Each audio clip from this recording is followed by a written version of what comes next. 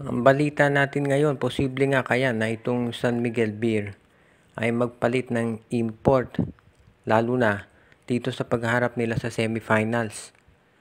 Marami nagsasabi kasi na parang hindi sasapat itong si EJ Anosike at hindi niya kakayanin itong si Justin Brownlee kapag sila ang nag-match up.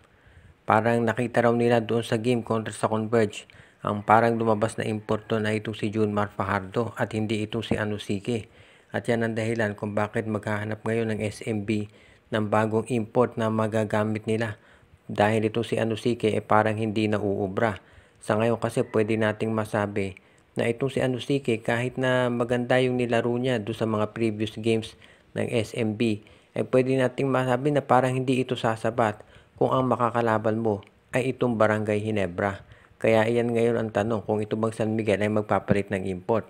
Alam natin na nakailang palit ng import ng SMB ngayon at may mga nagsasabi nga na kung si Jordan Adams sana hindi na-injure, maganda sanang fit yan sa Beermen. Ang problema nga na-injure to si Adams at ito si Anosike walang outside shot masyado at ang daming turnovers. Kapag yan daw nakaharap ng Ginebra, baka mahirapan lalo San Miguel at mapilitang mag-rely na naman kay Junmar. Kaya sa ngayon, abangan natin kung ang SMB ay magpapalit ng import at kung meron pa silang makukuha dahil alam natin bukas na yung laban nila kontra Ginebra. Kaya tignan natin kung meron pang panahon ng SMB para kumuha ng panibagong import. Hindi ko na kailangan pang i-stress kung gaano ka-crucial ang match-up nito para sa San Miguel Beer. At ngayon, itong San Miguel, kinakailangan gumawa ng matinding desisyon kung magpapalit sila ng import o hindi. Dahil kapag sila ay nagpalit ng import, may chance nga na mas magaling ito kay Anosike. Pero may chance din na hindi ito mahusay. Katulad nung nangyari sa Magnolia nung pinalitan si Shabazz, ang nakuha itong si Rayvonte Rice. Kaya kailangan pag-isipan ito mabuti. Kapag nagkataon, ito nga bang si Jeremiah Gray ay makapaglalaro na para dito sa Barangay Ginebra? Ito ngayon ang tanong ng karamihang fans dahil sinabi ni Coach Tim Cone na dati pa na itong si Jeremiah Gray daw ay pwede nang maglaro dito sa Commissioners o dito sa Governors Cup. So far, hindi pa yan nangyayari dahil ayon sa iba mukhang bumagal daw yung recovery nito.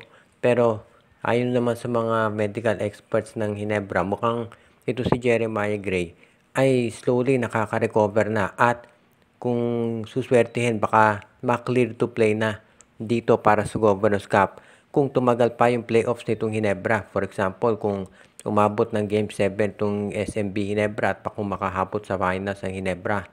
Of course, kahit na mabigyan ng clear to play status itong si Jeremiah Gray, hindi naman siguro yan kaagad-agad gagamitin ni Coach Tim Cone at malamang sa Commissioner's Cup na.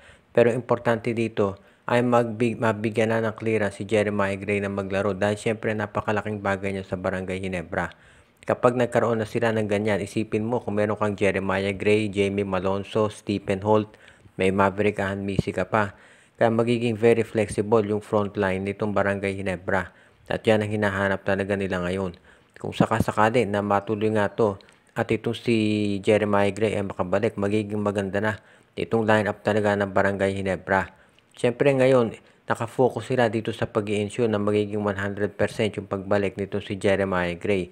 At kapag yan ay natuloy, makikita natin talaga dito na isa na siya doon sa magiging aasahan nila pagdating sa additional scoring. Lately, ang nagiging problema ng Ginebra talaga ay yung bench production. Pero kapag napunta na dyan si Jeremiah Gray at itong si Jamie Malonzo nakabalik na rin, hindi na magiging problema ng Barangay Ginebra yung lalim ng bench nila. Kaya sa tingin ko, ito talaga ang kinakailangan nilang gawin ngayon para masiguro na makarecover. Okay, sa ngayon, itong Magnolia Chicken Templados ay pinag-aaralang mabuti kung ano ang dapat nilang gawin para dito sa darating na Commissioner's Cup.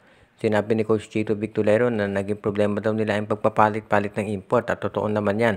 Naka-4 na import sila at okay naman itong si Jabari Bird kaya lang. Sabi nga nung iba hindi talaga sumapat.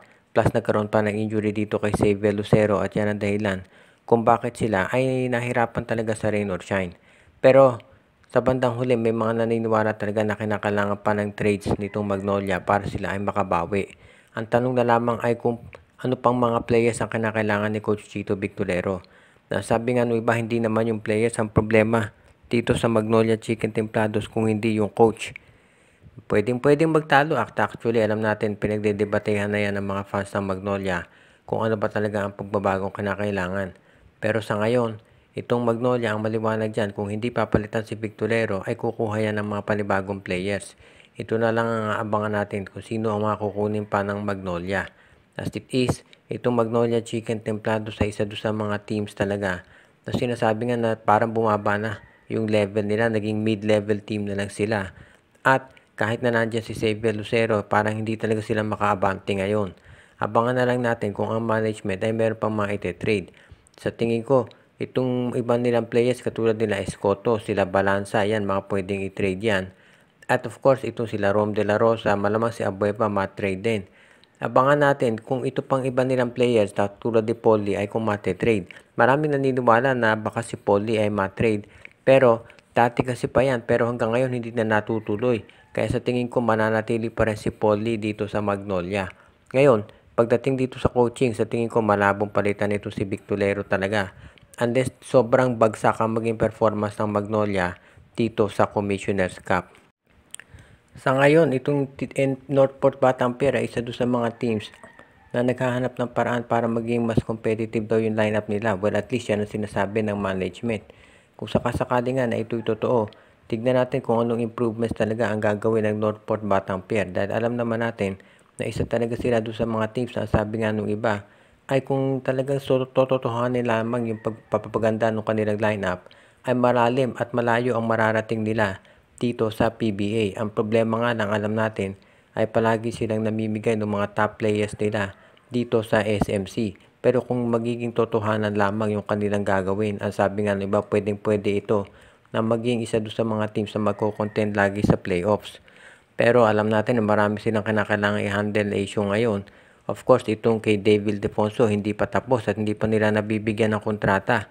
Hindi pa nga alam kung yan ay matutuloy nga o hindi. Itong kay Arvin Tolentino ay ganun din. Hindi rin natin alam kung anong mangyayari.